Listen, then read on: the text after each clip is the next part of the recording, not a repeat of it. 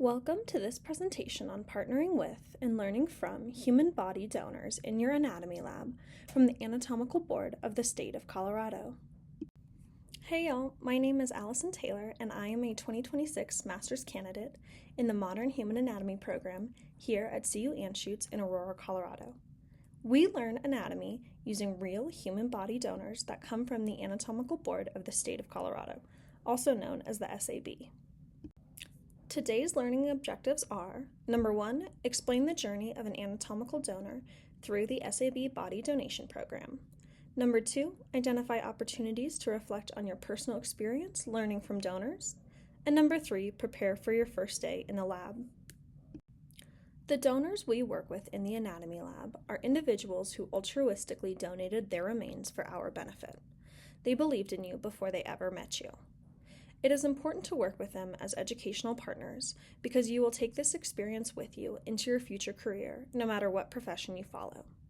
Consider taking a moment to ask yourself, how might this experience shape my professional identity as a healthcare provider or anatomist? Personally, they not only taught me anatomy, donors showed me that regardless of background or personal identity, they all shared a common dedication to the future of anatomy education. I felt privileged to honor their gift to us. Let's explore the journey of an anatomical donor through the SAB body donation program. In 1927, the state of Colorado created legislature to allow medical students to study anatomy on deceased human bodies, which led to the creation of the SAB. Today, the SAB exemplifies the highest current bioethical standards in body donation programs, including informed consent from individuals of sound mind, agreement among family members to donate, and full disclosure of the use of remains. If you're interested in learning more, the donor enrollment packet can be viewed on the SAB website. SAB donors passed away from illness, pathology, or simply after living a long life. In the lab, you may find evidence of diseases of the heart, lungs, brain, or kidneys. You may observe mastectomies, amputations, joint replacements, implants, or pacemakers. Many donors have previous experience of being a student or in an anatomy lab themselves. Often, they worked in healthcare or had an impactful experience with the medical profession, but not always. Please take a moment to read and reflect on these quotes about donors from their families and friends.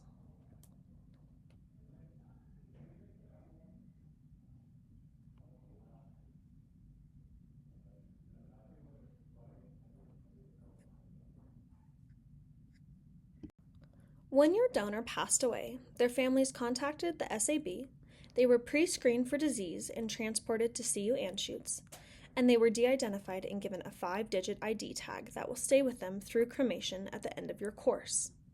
They were embalmed by SAB's licensed embalmer at CU Anschutz to halt decomposition. Donors are safe to touch with gloves, which will protect you from the embalming chemicals. Donors have a distinct chemical smell, but they do not smell of decomposition. When you are in the lab, you are welcome to wear surgical masks or rub Vicks Vapor Rub under your nose if that makes you feel more comfortable. In addition to the CU Anschutz Anatomy Lab, the SAB provides donors to over 35 programs throughout the Colorado region. Some programs are dissection-based, meaning you will use tools to dissect your donor in person. Other programs view prosections, which are donors that have been dissected by others before you come to lab. Outreach programs typically view isolated organs to encourage underrepresented youth to consider pursuing healthcare careers. So what is it like to see your first body? Many feelings may arise while you are in the anatomy lab. Feel free to seek support from your peers, teaching assistants, instructors, and professors. The gift of donation is extended over many years of service through whole body dissection and teaching collections. One donor can impact up to 400 students over the course of a year. Even images of donors should be thoughtfully observed to show respect. SAB provides recommendations on imaging and viewing based on the American Association for Anatomy and the International Federation of Associations of Anatomists. When you are in the lab, it is your responsibility to treat the donors with dignity and respect. We do this by draping regions of the body that are not actively being studied, closely following your instructor's directions on using wetting solution and wrappings to keep the donor moist, keeping all tissues with the donor so the entire body can be cremated together, and following anatomy lab guidelines for donor care and safety. Take a moment to consider, how would thinking of my donor as my first patient impact my experience? Generally, I recommend treating your donor as your first patient. For example, if you would not lay a stethoscope on a patient, get in the practice now by not placing dissection tools and supplies on your donor. So, what happens to your donor at the end of your course? Soft tissue organs do not produce cremains, so organs are often added to the wet collection. Cremains from the primary body are either returned to the family or interred in Fairmont Cemetery in Aurora, Colorado within 2 to 3 years of death. It is worth taking a moment to think about how working with a donor impacts your understanding of humanity and mortality. Families can elect to have a brass plaque with their loved one's name on display at SAB. The SAB recommends taking time for reflection at the end of your course.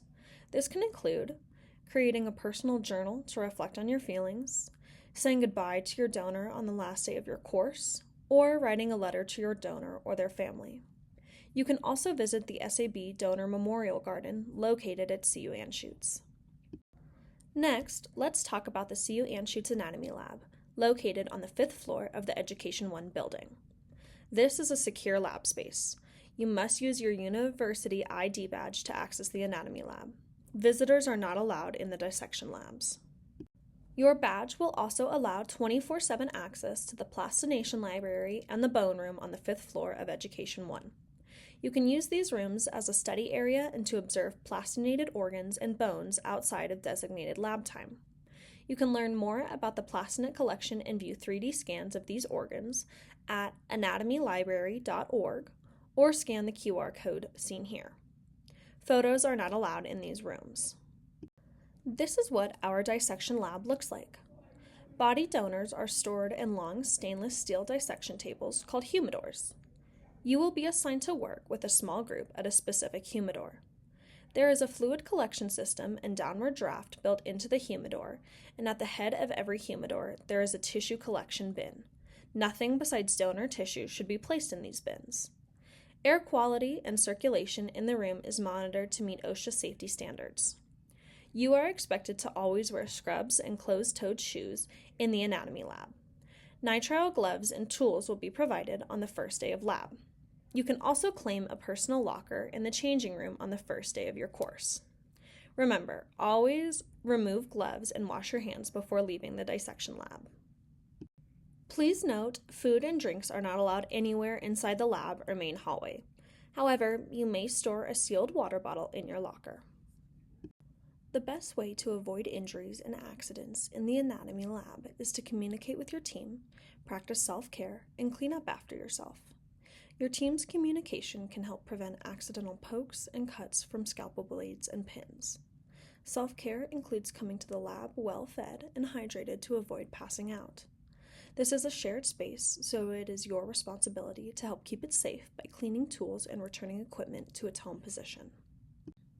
Finally, please save the date for our annual donor memorial ceremony at CU Anschutz in May. Families of donors and CU Anschutz students get to meet each other in person and share the impact of body donation on our community.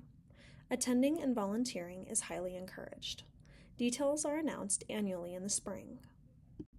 If you have any questions about the SAB or the CU Anschutz Anatomy Lab, please contact Debra Szuster.